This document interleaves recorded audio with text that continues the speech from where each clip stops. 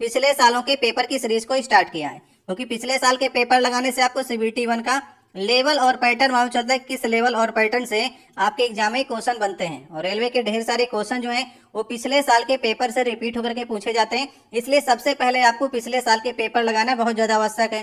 देखिए सीबीटी 1 का जो मेन पार्ट है आपका 100 प्रश्नों में से 40 क्वेश्चन आपके जीके जीएस से पूछे जाएंगे। आज का देखिए पहला क्वेश्चन है, आपसे पूछा गया है समाचार पत्र बंगाल गजट जो कि 1780 में प्रकाशित किया गया था और ये भारत का पहला समाचार पत्र था, तो इसके संस्थापक कौन थे। सबसे पहले एक बार आप लोग प्रयास करिए लगाने का।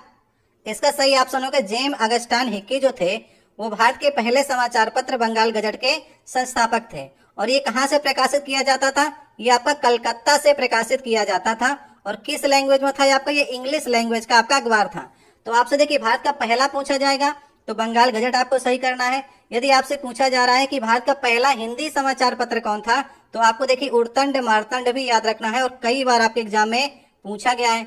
उड़तंड मारतंड को 1826 में कलकत्ता से इसे प्रकाशित किया गया था और जुगल किशोर शुक्ल जो थे वो इसके संपादक थे। इनका नाम भी आपके एग्जाम में पूछा जाता है। तो ठीक है, हिंदी का पूछा जाएगा प्रथम, तो उड़तंड मारतंड आपको सही करना है। अब बात कर लेते हैं गोपाल कृष्ण गोखले, आपके ऑप्शन में रखा गया है। तो गोपाल कृष्ण गोखले का अखबार का नाम था नेशन, ये आपके एग्जाम में पूछा गया क्वेश्चन है। और बाल गंगाधर तिलक के दो अखबार काफी फेमस है, एक आपका केसरी अखबार और एक आपका मराठा अखबार। ये दोनों आपके एग्जाम में पूछे जाते हैं क्योंकि ये आपको कंफ्यूज कराते हैं। केसरी जो अखबार था आपका ये मराठी भाषा में था, ठीक है, और मराठा जो आपका अखबार था ये इंग्लिश भाषा का अखबार था। और केसरी अखबार जो था ये दैनिक समाचार पत्र था और मराठा वाला साप्ताहिक आता था। 1881 में इसका संपादन जो था वो बाल गंगाधर तिलक ने इसे संभाला था। एनी बेसेंट के दो अखबार आपके एग्जाम में अभी तक पूछे गए हैं, एक आपका कॉमनवेल्थ अखबार आया है, कॉमनवेल्थ अखबार, और न्यू इंडिया अखबार, ये आपका एनी बेसेंट के द्वारा संपादित किए गए थे। तो कॉमनवेल्थ जो अखबार था आपके साप्ताहिक था और न्यू इंडिया जो था ये दैनिक आपका समाचार पत्र था। तो इस प्रकार से समाचार पत्रों से जो भी आपके क्वेश्चन पूछे जाएंगे तो आपको सब कुछ याद करके चलना है।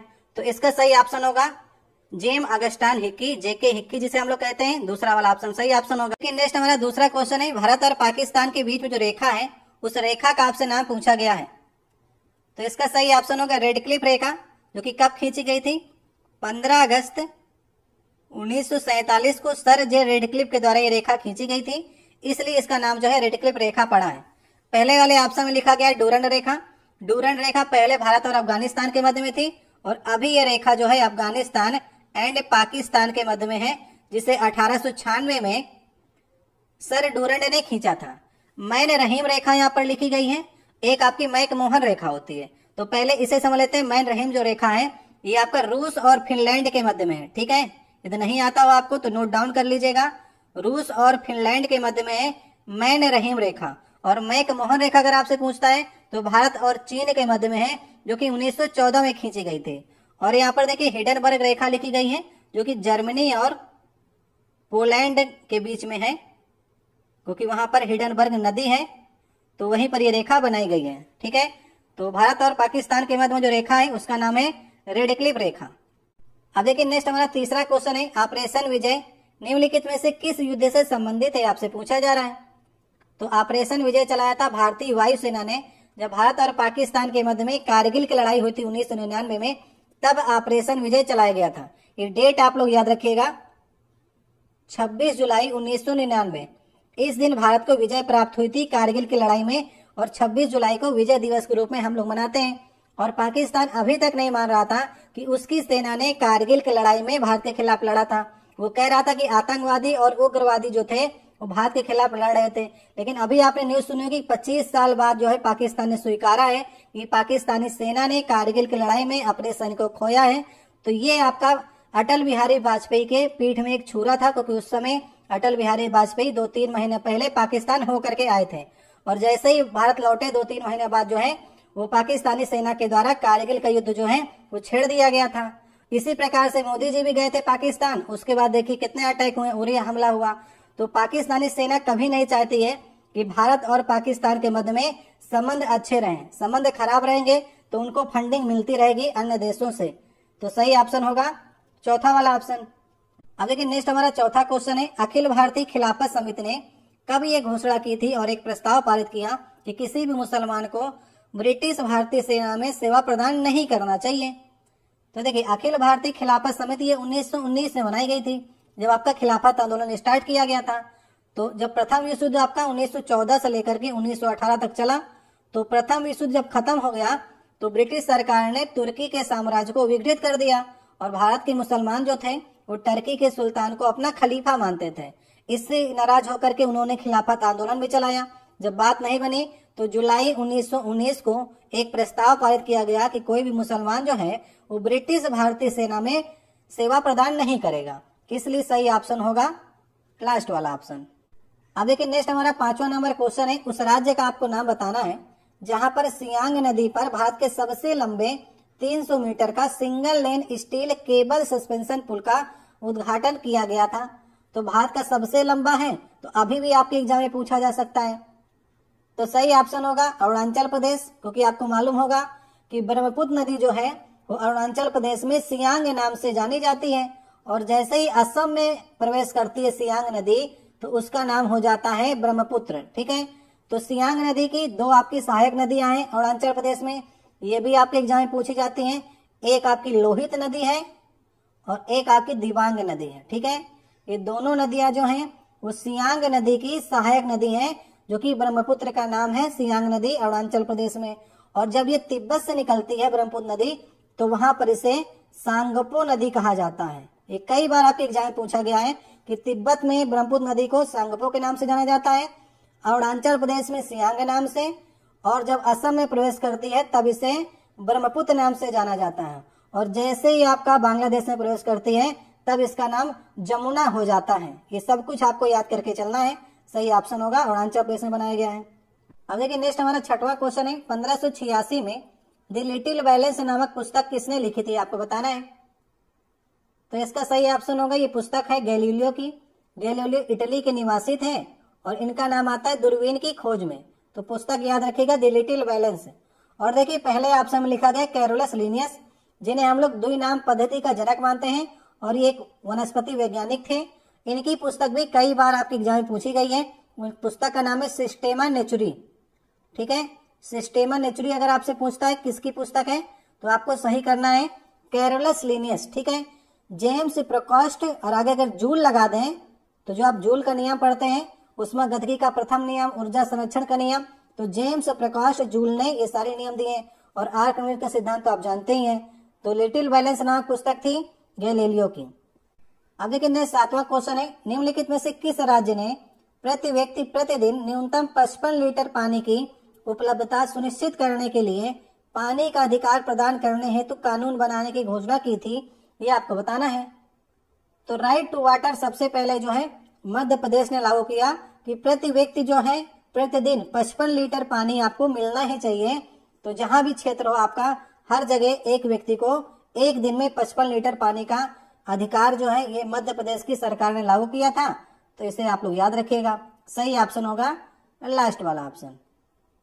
अब देखिए, नेक्स्ट 8वां क्वेश्चन है, विरासती कस्बे ओरछा को यूनेस्को के द्वारा विश्व धरोहर स्थलों की अस्थायी सूची में डाला गया है। तो ये शहर किस राज्य में स्थित है, आपको बताना है। तो ओरछा आप सभी को मालूम है, ये आपका पड़ता है मध्य प्रदेश में। यहाँ के राजा जो हैं वो राजा श्री राम कहलाते हैं। ओरछा के राजा जो हैं वो श्री राम है। और यहाँ पर जो मंदिर है उसके जब पट खुलते हैं, दरवाजे खुलते हैं, तो सबसे पहले पुलिस वाले दर्शन करते हैं। तो ओरछा के राजा श्री राम है, जो कि मध्य प्रदेश में आपका पड़ता है। अगर हम बात करेंगे अस्थायी सूची की, तो पहले यूनेस्को जो है कई स्थलों को अपनी अस्थायी सूची में डालता है, और फिर धीरे धीरे वो सूची जो है वो स्थायी सूचियों में चली आती है। अगर हम बात करें कि मध्य प्रदेश में कितने स्थल जो है वो आपके स्थायी सूची के अंतर्गत डाले गए हैं, तो ऐसे आपके 3 स्थल हैं। पहला है आपका खजुराहो, इसके बाद सांची का स्तूप, और भीमबेटका की गुफाएं जो है आपकी मध्य प्रदेश की जो साइटें हैं ये आपकी स्थायी सूची के अंतर्गत डाली गई हैं। ओरछा को अस्थायी सूची में डाला गया है, ये पड़ता है आपका मध्य प्रदेश में। सही ऑप्शन दूसरा नंबर हो जाएगा। अब देखिए, नेक्स्ट हमारा 9वां क्वेश्चन है, भारत की एकमात्र मुक्केबाज जिन्होंने 6 बार विश्व मुक्केबाजी चैंपियन बनकर के इतिहास रचा है, तो आपको उनका नाम बताना है। तो जब भी मुक्केबाजी का नाम आएगा तो आपको मैरी कॉम सही करना है, क्योंकि 6 बार की विश्व चैंपियन सिर्फ और सिर्फ मैरी कॉम है। और ये किस वेट कैटेगरी से लड़ती है, 51 kg की वेट कैटेगरी से इन्होंने लड़ा है। और किस राज्य से संपर्क रखती हैं? मणिपुर की हैं। कई बार आपके एग्जाम में पूछा गया क्वेश्चन है और अभी तक इन्होंने संन्यास नहीं लिया है। बीच में भी खबर आई थी तो उन्होंने बताया कि अफवाह खबर है और अभी तक मैरी कॉम ने संन्यास नहीं लिया है। 2012 में इन्हें कांस्य पदक मिला था, ये भी आपके एग्जाम में क्वेश्चन पूछा गया है। तो सही ऑप्शन लास्ट वाला होगा। अब देखिए नेक्स्ट हमारा 10वां क्वेश्चन है, कोशिका का वह बाह्यतम आवरण कौन सा है जो कोशिका के अवयवों को उसके बाह्यतम आवरण से अलग करता है, आपको बताना है। तो आपने देखिए कोशिका की संरचना देखी होगी, तो कोशिका के अंदर आपको देखिए देखने को मिलेंगे, जैसे कोशिका प्लाज्मा झिल्ली जो होती है उसके अंदर आपको कई पदार्थ देखने को मिलेंगे, जैसे आपका लाइसोसोम हो गया, राइबोसोम हो गया, कोशिका द्रव हो गया, केंद्रक हो गया, माइटोकॉन्ड्रिया हो गया। ये सब आपके प्लाज्मा झिल्ली या फिर आपका कोशिका झिल्ली के अंदर होते हैं। तो इसका नाम देखिए प्लाज्मा मेम्ब्रेन भी होता है और सेल मेम्ब्रेन भी होता है। तो ये बाह्यतम आवरण से कोशिका के जो अवयव होते हैं उनको अलग करने का काम करती है। तो कोशिका झिल्ली किसकी बनी होती है? आपके एग्जाम में क्वेश्चन पूछा भी गया है। तो कोशिका झिल्ली जो बनी होती है लिपिड और प्रोटीन की बनी होती है। तो सही ऑप्शन कौन सा हो जाएगा? सही ऑप्शन पहला वाला हो जाएगा। नेक्स्ट देखिए 11 नंबर क्वेश्चन है, निम्नलिखित में से पश्चिमी तट में स्थित क्षेत्र का नाम आपको बताना है जो पश्चिमी तट पर हो। तो सिंधु का मैदान जो है आपका, ये तो उत्तर में आपका पड़ता है। असम वाला तो पूर्व में चला गया। कोरोमंडल के तट आपके पड़ते हैं तमिलनाडु में, तो आपका पूर्वी तट में आपका आ जाएगा। आपसे पूछा है पश्चिमी तट, तो मालाबार क्षेत्र जो है वो आपका पश्चिमी तट में आता है। तो मालाबार कहाँ से कहाँ पर पड़ता है? तो मालाबार आप देखेंगे जाकर के, तो कर्नाटक से लेकर के तमिलनाडु तक मालाबार आपका क्षेत्र पड़ता है। तो सही ऑप्शन हो जाएगा लास्ट वाला ऑप्शन। अगर आपसे पश्चिमी तट में और भी पूछता तो वहां पर देखिए आपको कोंकण तट, कोंकण जो क्षेत्र है ये भी आपका पश्चिमी तट में आता है। इसके बाद आपका केनरा जो तट है वो भी आपका पश्चिमी तट में आएगा और मालाबार क्षेत्र, तो ये तीनों आपके पश्चिम में आएंगे। पूर्व में आपसे पूछता है तो कोरोमंडल सही करिएगा जो कि आपका तमिलनाडु में पड़ता है। तो पश्चिम के मैंने आपको तीनों बता दिए हैं। अब देखिए नेक्स्ट हमारा 12 नंबर क्वेश्चन है, निम्नलिखित में से कौन सा समुद्री तट जो है वो ब्लू फ्लैग सर्टिफिकेशन प्राप्त करने वाला एशिया का पहला समुद्री तट बन गया है? तो अगर एशिया का पहला बन गया है तो ये क्वेश्चन बार बार आपके एग्जाम में पूछा जाएगा। तो सही ऑप्शन होगा चंद्रभागा समुद्री तट। ये आपका पड़ता है उड़ीसा में और इसका एक अन्य नाम भी है जो कि आपके एग्जाम में पूछा भी जाता है। इसे गोल्डन बीच के नाम से भी जाना जाता है चंद्रभागा समुद्री तट को। तो इसे 2018 में ब्लू फ्लैग सर्टिफिकेट मिला था। तो ब्लू फ्लैग सर्टिफिकेट उन्हीं को मिलता है जहां पर स्नान के लिए बढ़िया पानी होता है, सुरक्षा का प्रबंध बढ़िया हो, पर्यावरण का ध्यान रखा जाए। तो बहुत से इसके कैटेगरी होते हैं, उनमें अगर कोई भी तट पाया जाता है तो उसे ब्लू फ्लैग का सर्टिफिकेट दिया जाता है। तो अभी तक भारत में 12 ऐसे आपके बीच हैं जिन्हें ब्लू फ्लैग सर्टिफिकेट प्रदान किया जा चुका है। तो पहला अगर बात करेगा तो चंद्रभागा समुद्री तट या फिर गोल्डन बीच पड़ता है उड़ीसा में। तो इसे आपको याद रखना है क्योंकि ये एशिया का भी पहला है ना, इसलिए इंपॉर्टेंट है आपका। अब देखिए नेक्स्ट 13 नंबर क्वेश्चन है, कौन सा केरल का पारंपरिक रंगमंच नृत्य है जो 8 दिनों में 8 नाटक प्रदर्शित किए जाते हैं? तो अगर केरल का पूछा है तो यक्षगान तो कहाँ का हो गया? यक्षगान तो कर्नाटक का हो गया। नेक्स्ट देखिए कृष्णाटम लिखा गया है, कृष्णाटम केरल का है। कृष्णाटम में कृष्ण भगवान के 8 नाटक जो है वो 8 दिनों में प्रदर्शित किए जाते हैं। तो सही ऑप्शन हो जाएगा कृष्णाटम। नेक्स्ट देखिए मार्च लिखा गया है, मार्च कहाँ का है? मार्च एमपी का है। और तेरुकुथु जो है ये तमिल का है। तो अगर आपको डांस आते होंगे रंगमंच वाले तो आप यहाँ पर से जान जाएंगे कृष्णाटम सिर्फ जो है वो केरल का है, यक्षगान कर्नाटक हो गया, मार्च हो गया एमपी का, तिरुकथु हो गया तमिल का। तो एक ही बचता है। तो अगर 3 में से 2 किसी प्रकार से आ रहे हैं फिर भी आप इन्हें सही कर सकते थे। अब नेक्स्ट देखिए 14 नंबर क्वेश्चन है, निम्नलिखित में से किस आर्टिकल में समानता की अवधारणा को परिभाषित किया गया है? तो आर्टिकल नंबर 30 में देखिए लिखा गया है कि अल्पसंख्यक जो है हमारे वो किसी भी शैक्षिक संस्थान को खोल सकते हैं। आर्टिकल नंबर 14 में समानता की अवधारणा प्रदर्शित की गई है। विधि की समक्ष समता मतलब कि राज्य के सभी व्यक्तियों को एक समान कानून रूप से उनको समता प्रदान की जाएगी। तो सही ऑप्शन होगा दूसरा वाला ऑप्शन। आर्टिकल नंबर 21 में राइट टू लाइफ है। ठीक है, ये क्वेश्चन आपके एग्जाम में पूछा गया है, मतलब कि जीने का अधिकार जो है, प्राण एवं दैहिक स्वतंत्रता जो दी गई है वो आर्टिकल नंबर 21 में रखा गया है। और आर्टिकल नंबर 19 में जो है वो स्वतंत्रता का अधिकार है जिसमें आपको 6 प्रकार की स्वतंत्रता दी गई है। तो अभी जो सही होगा समानता के अधिकार में वो ऑप्शन नंबर 2 होगा। नेक्स्ट देखिए क्वेश्चन है, पूर्वोत्तर भारत की निम्नलिखित में से कौन सी मीठे पानी की झील है जो सबसे बड़ी है? ये 15 नंबर क्वेश्चन होगा। तो अगर आपसे पूर्वोत्तर भारत की पूछ रहा है तो आपको लोकटक झील सही करना है। अगर आपसे भारत की आपसे पूछता है तो आपको उलर झील सही करना है, जम्मू कश्मीर की। ये भारत की सबसे बड़ी मीठे पानी की झील है। तो लोकटक झील जो है ये कहां पर पड़ती है? मणिपुर में पड़ती है, ठीक है। और इससे कई क्वेश्चन आपके बनते हैं कि मणिपुर में जो आपका लोकटक झील है इसमें एक आपका तैरता राष्ट्रीय उद्यान है जिसका नाम है केबुल लैम जाओ। ये नाम आप लोग नोट डाउन कर लीजिएगा, केबुल लेम जाओ जो है राष्ट्रीय उद्यान, ये तैरता हुआ राष्ट्रीय उद्यान है, ठीक है। और अगर हम बात करें कि हम भारत की सबसे बड़ी मीठे पानी की झील है उलर झील, जम्मू कश्मीर में पड़ती है और यहाँ पर तुलबुल परियोजना चलाई गई है। तो उलर झील में तुलबुल परियोजना आपके एग्जाम में पूछी जाती है। और पुलिकट झील कहां पर है? पुलिकट झील पड़ती है आपकी तमिलनाडु में और आंध्रा के बॉर्डर में आपकी ये झील पड़ती है। डल झील पड़ती है जम्मू एंड कश्मीर में, कोलोरी झील पड़ती है आपकी आंध्रा में। तो सब कुछ एक बार आप लोग रिवाइज कर लीजिएगा, सही ऑप्शन होगा पहला वाला। अब देखिए नेक्स्ट हमारा 16 नंबर क्वेश्चन है, भारतीय भूवैज्ञानिक सर्वेक्षण के अनुसार निम्नलिखित में से कौन से राज्य में भारत के सर्वाधिक ग्रेफाइट के भंडार हैं? आपसे पूछा जा रहा है। तो 2013 में ये आपका भू सर्वेक्षण हुआ था, उसके अनुसार अरुणाचल प्रदेश में भारत का 43% जो ग्रेफाइट है उसका भंडार पाया गया है। तो सही ऑप्शन होगा दूसरा वाला। इसके बाद नंबर आता है जम्मू एंड कश्मीर का। जम्मू एंड कश्मीर में 37% ग्रेफाइट पाया गया है पूरे भारत का। तो 2 मेन आपके राज्य है, अरुणाचल प्रदेश में सबसे ज्यादा और उसके बाद बात करेगा तो जम्मू एंड कश्मीर में ग्रेफाइट के भंडार हैं। अब देखिए नेक्स्ट हमारा 17 नंबर क्वेश्चन है, उस वैज्ञानिक का आपको नाम बताना है जिसने यह सिद्धांत प्रतिपादित किया था कि इलेक्ट्रॉन एक धनावेशित गोले के अंदर धसे हुए होते हैं। इलेक्ट्रॉन की खोज किसने की थी? यह भी आपके एग्जाम पूछा जाएगा। और इलेक्ट्रॉन एक धनावेशित गोले के अंदर धसे हुए प्रतीत होते हैं, ऐसा जे थॉमसन ने ही कहा था, जो कि इलेक्ट्रॉन की खोजकर्ता भी थे। तो जे थॉमसन ने 1898 में अपना परमाणु का मॉडल प्रस्तुत किया था। उन्होंने बताया कि परमाणु के अंदर जो इलेक्ट्रॉन है, जैसे तरबूज के अंदर बीज धसे हुए होते हैं वैसे परमाणु के अंदर इलेक्ट्रॉन जो हैं वो धसे हुए होते हैं। इन्होंने प्लम पुडिंग मॉडल इसे कहते हैं, मतलब जैसे तरबूज के अंदर बीज होते हैं वैसे परमाणु के अंदर इलेक्ट्रॉन होते हैं। ये आपका दिया था जे थॉमसन ने। सही ऑप्शन होगा दूसरा वाला। अब देखिए नेक्स्ट हमारा 18 नंबर क्वेश्चन है, आपसे पूछा जा रहा है NASCAM का पूर्ण रूप क्या है, आपको बताना है। ये 4 ऑप्शन आपको दिए गए हैं।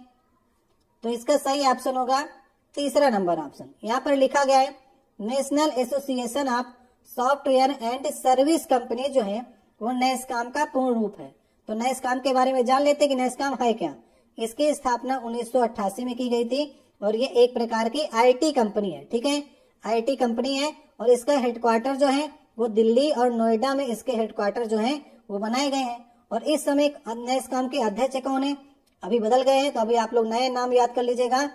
सिंधु गंगाधरम जो है वो नए अध्यक्ष बनाए गए हैं NASCAM के। तो आपके एग्जाम में क्वेश्चन पूछा जा सकता है। अब नेक्स्ट देखिए हमारा 19 नंबर क्वेश्चन है, निम्नलिखित में से कौन सा दुर्घटनावश या इरादतन रूप से डेटा के अन्य अधिकृत व्यक्तियों के समक्ष प्रकटीकरण या अन्य अधिकृत संशोधन या नष्ट किए जाने के संरक्षण को संदर्भित करता है। तो संरक्षण किससे प्राप्त होगी आपको? अन्य अधिकृत व्यक्तियों से, वो आपको डेटा सिक्योरिटी से प्राप्त होगी। सही ऑप्शन नंबर हमारा पहला हो जाएगा। तो ये तो प्रश्न पढ़कर ही समझ में आ जाएगा कि कैसे आपको संरक्षण प्राप्त करना है अपने डाटा का। डेटा सुरक्षा से ही आपको प्राप्त होगा। अब देखिए नेक्स्ट क्वेश्चन है, निम्नलिखित में से किसने विश्व स्वास्थ्य संगठन के लिए दुनिया का पहला मलेरिया वैक्सीन विकसित किया गया है? तो किस कंपनी ने किया, आपसे पूछा जा रहा है। तो कंपनी का नाम है GSK, जिसका फुल फॉर्म है गैलेक्सो स्मिथ क्लाइन कंपनी का नाम है। और 1987 में इसने बनाया था और एक ब्रिटिश कंपनी है। और अभी आपने जनवरी 2024 में सुना होगा कि सबसे पहले अफ्रीका के कैमरून देश में मलेरिया की पहली वैक्सीन जो है वो लगाई गई है। तो मलेरिया कैसे होता है? मलेरिया एक परजीवी से होने वाला रोग है जो कि मादा एनोफिलीज मच्छर के काटने से होता है। तो इनको भी आप लोग याद कर लीजिएगा। नेक्स्ट देखिए क्वेश्चन है, इसमें पूछा जा रहा है 21 नंबर क्वेश्चन होगा ये। 1866 में भारतीय समस्या के बारे में चर्चा करने और भारतीय कल्याण के संवर्धन हेतु ब्रिटिश लोक अधिकारियों को प्रभावित करने के लिए लंदन में ईस्ट इंडिया एसोसिएशन का गठन किसने किया था? तो 1866 में east India company, east India association की स्थापना की थी दादा भाई नौरोजी ने। याद रखिएगा, सही ऑप्शन होगा ऑप्शन नंबर दूसरा। तो दादा भाई नौरोजी को हम लोग क्या कहते हैं? Grand old man of India कहते हैं। और इन्होंने कौन सा सिद्धांत दिया था? धन के बहिर्गमन का सिद्धांत दिया था। बहुत बार आपके एग्जाम में क्वेश्चन पूछा जाता है। धन के बहिर्गमन का सिद्धांत किसने दिया था? दादा भाई नौरोजी ने दिया था। और 1867 और 68 के करीब इन्होंने प्रति व्यक्ति आय की गणना की थी। अपनी एक पुस्तक थी poverty and un British rule India, उसमें प्रति व्यक्ति आय की गणना की थी। तो उस समय 67 और 68 में भारतीयों की आय जो थी वो 20 रुपए थी। और अगर बात करेंगे दादा भाई नौरोजी की, तो दादा भाई नौरोजी ने कांग्रेस के सेकंड जो आपकी अधिवेशन हुआ था 1886 में, पहले वाले में भूपेंद्र चंद्र बनर्जी थे और दूसरे वाले की अध्यक्षता की थी दादा भाई नौरोजी ने। इस प्रकार से क्वेश्चन आपके एग्जाम में पूछे जाते हैं। और 1887 में, याद रखिएगा 1887 में ब्रिटेन में भारतीय सुधार समिति की स्थापना भी किसने की थी? दादा भाई नौरोजी ने की थी, भारतीय सुधार समिति। तो ये दोनों समितियां याद रखिएगा। एक आपका ईस्ट इंडिया एसोसिएशन की स्थापना लंदन में की गई थी दादा भाई नौरोजी के द्वारा, और भारतीय सुधार समिति 1887 में ये भी लंदन में की गई थी। तो ये दोनों आपके लिए इंपॉर्टेंट है। अब नेक्स्ट देखिए क्वेश्चन है, संघ और केंद्र सरकार के खातों के संबंध में संवैधानिक शक्तियों और कर्तव्यों का प्रयोग निम्नलिखित में से किसके द्वारा किया जाता है? तो संघ और केंद्र सरकार के जो खाते हैं उनकी देखरेख करता है भारत का नियंत्रक एवं महालेखा परीक्षक, जिसे हम लोग शॉर्ट में कैग के नाम से जानते हैं। और इस समय कैग कौन है? गिरीश चंद्र मुर्मू जो हैं वो कैग हैं। और किस आर्टिकल में इसकी चर्चा की गई है? आर्टिकल नंबर 148 से लेकर के 151 तक भारत के नियंत्रक एवं महालेखा परीक्षक के बारे में चर्चा है। इसकी नियुक्ति राष्ट्रपति करता है। कितने साल का कार्यकाल होता है? 6 वर्ष या फिर 65 साल, जो भी पहले आ जाएगा वो कार्यकाल होता है। तो भारत के नियंत्रक एवं महालेखा परीक्षक को सार्वजनिक धन का रक्षक माना जाता है और एक केंद्र सरकार के खातों का विवरण रखता है। तो सही ऑप्शन कौन सा होगा? सही ऑप्शन नंबर हमारा लास्ट वाला होगा। नेक्स्ट देखिए क्वेश्चन है, कालिदास द्वारा लिखे गए नाटक अभिज्ञान शकुंतला में शकुंतला का पुत्र कौन था? ये 23 नंबर क्वेश्चन होगा आज का। तो आपने कालिदास के नाटक अभिज्ञान शकुंतला पढ़ा होगा। तो यहाँ पर आप पढ़ते होंगे कि दुष्यंत, राजा दुष्यंत और शकुंतला, इन दोनों के बारे में कहानी है जिसमें प्रेम है, विवाह है, विरह है, पूर्ण मिलन की कहानी है। तो शकुंतला का पुत्र का नाम था भरत, जिसके नाम पर हमारे देश का नाम जो है भारत पड़ा है। तो ये नाम तो आपको याद होना ही चाहिए। सही ऑप्शन होगा पहला वाला ऑप्शन। नेक्स्ट देखिए क्वेश्चन है 24 नंबर, विश्व विरासत स्थल के रूप में प्रसिद्ध जो अजंता की गुफाएं वो किस स्थान पर स्थित हैं? तो अजंता की गुफाएं हैं औरंगाबाद, और औरंगाबाद आपका पड़ता है कहां पर? महाराष्ट्र में पड़ता है। ठीक है, तो ये महाराष्ट्र में आपकी गुफाएं हैं। और 1983 में इसे विश्व विरासत स्थल में शामिल किया गया था। उस समय 3 और इसके अलावा शामिल किए गए थे 1983 में, उन्हें भी आप लोग याद रखिएगा।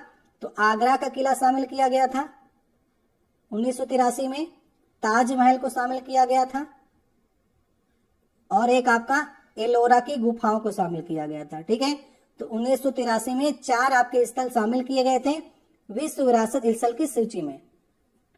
तो सही ऑप्शन होगा औरंगाबाद, महाराष्ट्र में अजंता की गुफाएं हैं। अब देखिए नेक्स्ट हमारा 25 नंबर क्वेश्चन है, निम्नलिखित में से किसे भारत के स्वतंत्रता आंदोलन के दौरान चरमपंथी नेता के रूप में जाना जाता था? तो देखिए भारतीय स्वतंत्रता आंदोलन के दौरान 2 प्रकार के आपके नेता होते थे, एक आपके चरमपंथी नेता और एक आपके नरमपंथी नेता। तो नरमपंथी नेता का लक्ष्य ये होता था कि उनको अहिंसा के माध्यम से अंग्रेजों को बाहर निकालना है। तो अहिंसा का रास्ता, उसमें वो प्रदर्शन करते थे, शांतिपूर्ण आंदोलन करते थे, प्रार्थना पत्र लिखते थे। इस प्रकार से नरमपंथी नेता काम करते थे। और चरमपंथी नेता का लक्ष्य था कि अंग्रेज जो हैं अहिंसा से नहीं जाएंगे, इनको हिंसा से भगाना पड़ेगा। उसका रास्ता चाहे गोली हो, चाहे बारूद हो, चाहे बम हो, चाहे हमको अंग्रेजों को मारना पड़े, तो किसी भी रास्ते से चरमपंथी नेता जो थे वो अंग्रेजों को बाहर निकालना चाहते थे। तो उनमें देखिए 3 नाम आपके आते हैं, उन 3 नामों को आप लोग याद रखिएगा, लाल, बाल और पाल।